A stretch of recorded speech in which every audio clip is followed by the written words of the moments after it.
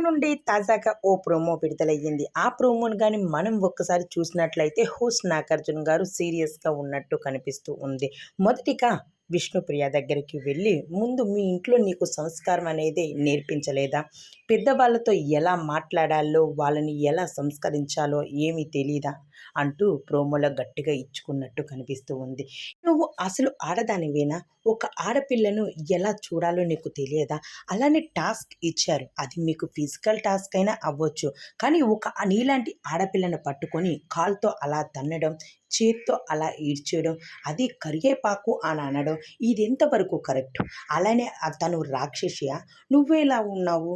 నువ్వు కూడా ఒక రాక్షసివే కదా! అరుస్తా ఉంటావు అంటూ చెప్పుకొచ్చేశారు హోస్ట్ 'నాగార్జున' గారు. నీలాంటి ఒక ఆడపిల్లను పట్టుకొని, చేతులు పట్టుకొని ఈడ్చేయడం, కాళ్ళు పెట్టి తన్నేయడం అంటే తను అరవలేదు. అలానే తను ఫిజికల్‌గా ఆడుతున్నా కూడా దెబ్బలు తగులుతాయి. ఇది ఆట అన్నట్టు ఆడుతూ ఉంది.